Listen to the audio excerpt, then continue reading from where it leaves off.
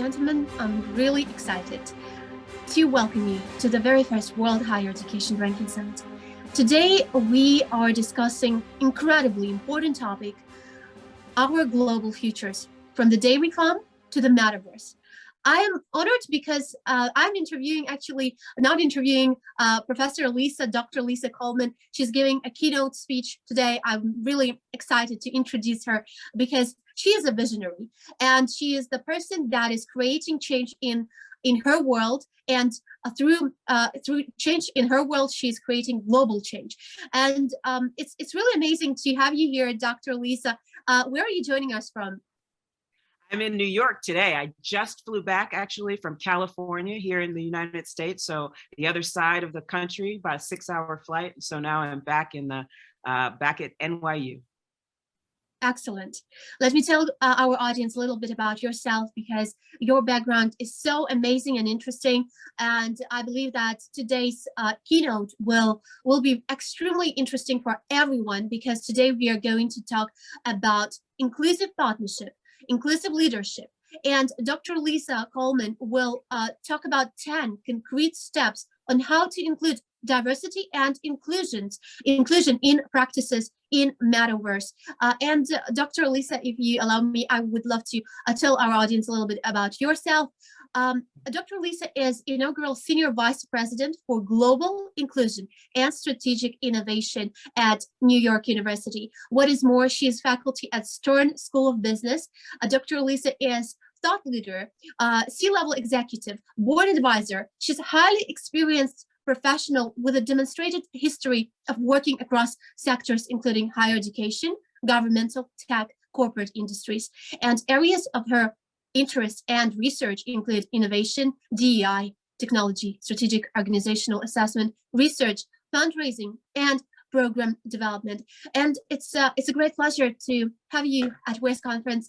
Dr. Lisa, you're truly inspiring, empowering change, and advocating for inclusivity, diversity, and acceptance, so that no one is left behind. And this is the agenda that we are going to talk about, because today we know that the framework of UN Sustainable Development Goals, we have only 8 years to make this change happen. And 8 years is not such a long time if you look at this. And I would really be honored to give you a floor with your keynote presentation. Thank you so much, Angelica. Thank you for that wonderful introduction. It is a pleasure to be here. Congratulations to all of the conference organizers. I know it takes a lot to get this together, and I am just thrilled to be with you all today. As you mentioned, I'm going to talk a little bit about our global futures, from the dairy farm to the metaverse, which I use that metaphor, and I'll talk a little bit about that metaphor and talk a little bit about leadership. And as you mentioned, I work at NYU. I'll just say this about New York University. We have campuses in Abu Dhabi, we have campuses in Shanghai, and then we have about 13 campuses across the world, including places in Europe like Paris and Berlin, and also in Sydney and Ghana. So as I think about my work and the work that we do, I'm really interested in thinking about how do we think about global leadership as we move forward. And so thinking about the inclusive leadership and the global leadership ecosystems and how we create ecosystems of equity. And so first, what I like to talk about is we need to begin with design thinking. We know a lot of organizations out there are using design thinking in their practices. So the first step is to really embed that. And to embed design thinking means to start with empathy. We've seen some of the greatest leaders, even during COVID and other eras, such as Jacinda Ardern out of New Zealand, really lean into empathy to actually then create better outcomes. What we also know, as you mentioned, when we think about the sustainable goals, we only have 8 years, and 8 years is a very short period of time to accomplish what we're going to need to do. And so what I like to say is, everybody keeps saying we're going to go back to the new normal. And I say the normal wasn't so great. Actually, we had all kinds of inequities. We had all kinds of challenges. We're seeing some of those challenges, even as we're experiencing the challenges in Ukraine today. So let's think about something that's different. So instead of the new normal, I'm suggesting we go to the new different. I actually have an article about this. It's called The New Different. And so that we move into new spaces. What I think the new different will look like is to address issues like this. Only 24% of women of gamers are women. So if we think about the gaming industry and the creation of new realities in that gaming industry, we have to have the right inputs. And we need the right inputs across gender, right across race, across nation, across globe. And we also have to think about the digital divide. We also know that there is a great digital divide globally, so meaning people's access to these resources. And so how do we think about creating equity fields? I always say if we can go to Mars, we can really think about, right, figuring out equity in these spaces and closing those global gaps, particularly as we think about the centricity of the Western world in gaming and in the metaverse. So to also think about how do we bring global conversations in, and then also lastly, how do we think about this intersection with sustainability and disruption? If we're thinking about the sustainable goals, we know they're interconnected, from poverty to gender issues, to water issues, et cetera. These are interconnected issues. And so we're going to have to think about equity and the interconnectedness. So part of the reason I said from the dairy farm to the metaverse is we know that we have moved from the industrial revolution, for instance, to the information revolution. And we're in the middle of the knowledge, imagination, collaboration, and creation, right, sort of revolutions.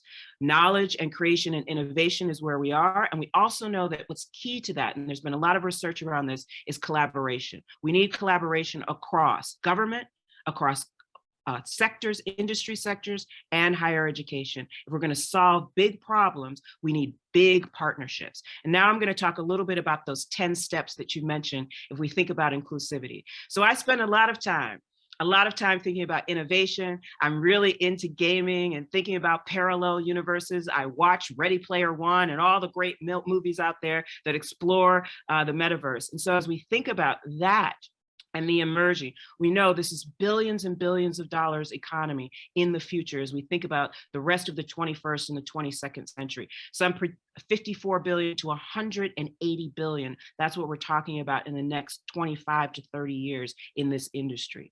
So if we think about the metaverse and think about inclusion, as I mentioned, right, we have digital divides. We have only 24% of women contributing to gaming, and we have to think about the sustainability and disruption. So first, thinking about partnerships.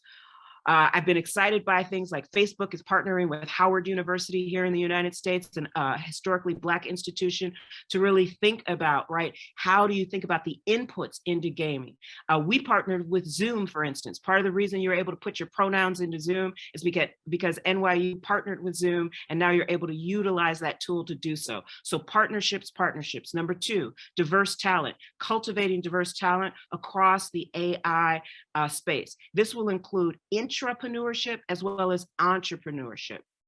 Entrepreneurship obviously is creating new investors, et cetera. But what I also say in companies and organizations, we have to create intrapreneurship opportunities for emerging generations within our own organizations to explore new ideas, new identities.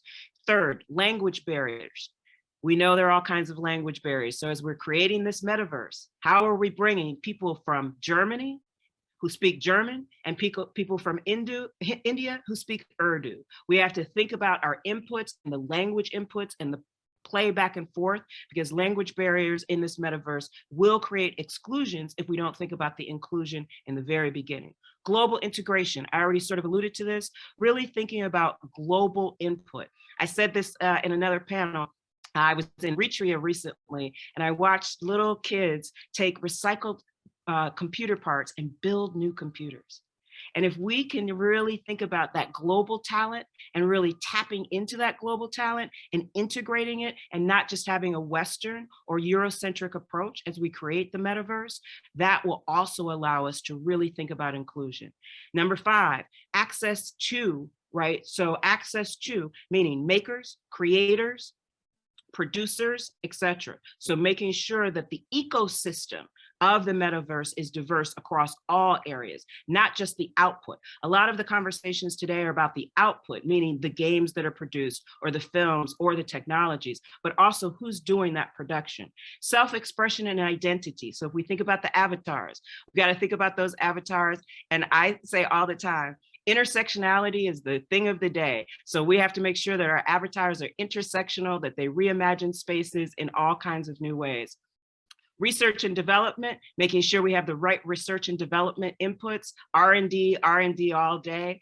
Government partnerships. I talked about industry partnerships earlier, but number 8 is government partnerships. We, as I mentioned here at NYU, we have partnerships in Abu Dhabi, Shanghai, etc. One of the partnerships I'm working on right now here in New York is what our federal organization is thinking about creating cyber academies for emerging generations, meaning high schoolers, middle schoolers, etc. So how are we partnering with governments to make sure that we're tapping into those generational talent, and particularly, right, working with governments to make sure that we're tapping into the full breadth of talent development. Leadership development is number 9.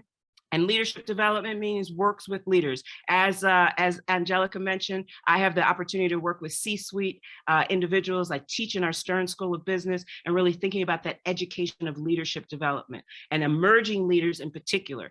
And then lastly, of course, thinking about this ecosystem and really employing transdisciplinary and transgenerational.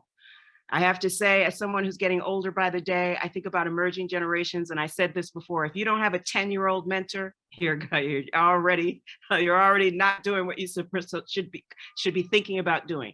10-year-olds today are digital natives in a way that 20-year-olds or even 30-year-olds, right, were not. And so really thinking about the emergence of the digital markets and the metaverse, we really need to be working with those younger generations. So some of the organizations that I know that are out there, everything from Black Girls Code to thinking about the Afrotech, to the Disability Inclusion Network, also thinking about the Gay Times. That's a new organization really thinking about LGBTQ plus work in the metaverse. We also have DigiJixie, which is an organization working with girls. Here at NYU, we have the largest female founders organization in the United States coming out of our higher education institution. And then we also have our Diversity Founders organization. So this goes back to that idea of the new different. Let's do things differently. If we're going to create, we talk now a lot in the diversity and inclusion world about belonging. And if we're going to create sites of belonging, then what we have to do is actually also create sites of innovation or debate. And innovative ideas can be hashed out to create better, new products, and that will actually help us to attain these sustainable goals. If we can think about the metaverse, we can reimagine, right, access to water. Just think about access to water alone, and salination.